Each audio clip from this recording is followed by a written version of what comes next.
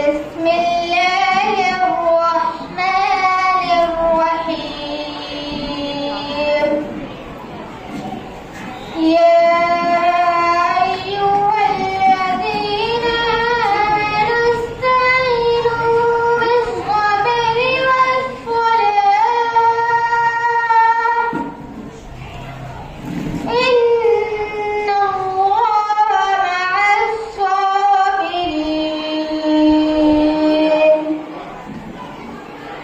ولا تقولوا لمن يقتل في سبيل الله أموات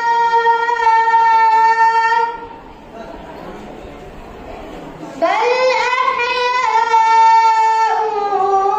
ولكن لا تشعرون. ولنبلونكم بشيء من الخوف والجوع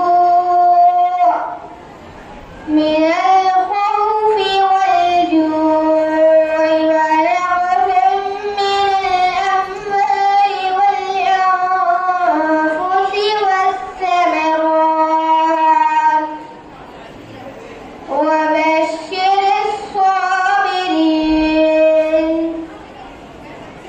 الذين إذا أصابتهم مصيبة قالوا إنا لله وإنا إليه راجعون.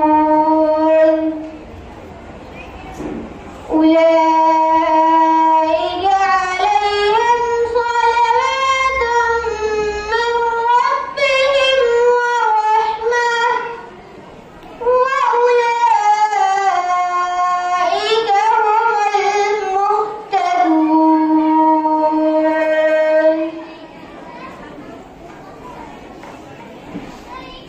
शुरू करता हूँ मैं अल्लाह के नाम से जो बड़ा मेहरबान निहायत रहम करने वाला है।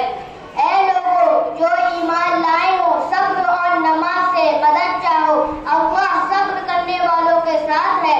और जो लोग अल्लाह की राह में मारे जाए उन्हें मुर्दा ना कहो, बल्कि ऐसे लोग जिंदा है मगर तुम्हें इल्म नहीं।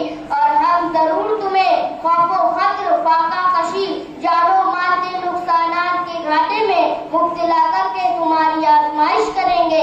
इन हालात में जो सब्र करे और जब कोई मुसीबत आन पड़े तो कहे कि हम अल्लाह ही के हैं, अब अल्लाह ही की तरफ हमें लौटकर जाना है। उन्हें खुशखबरी दो कि उन पर उनके रब की तरफ से बड़ी इनायत होगी और उनकी रहमत उन पर साया करेगी और ऐसे ही लोग राहे रास्त पर हैं। In the name of Allah is most gracious and most merciful. O believers, seek help in fortitude and salah, for Allah is with those who show fortitude. And do not say of those who say in the way of Allah, they are dead. In fact, they are alive, but you don't perceive that life. We surely put you in these trials by involving you in fear and hunger and causing loss of property, life and earning, and gave good tidings of those who remain steadfast in these trials. Whenever misfortune comes to their mind, they say, we are Allah's and we shall return to Him. Jazakallahu khairan.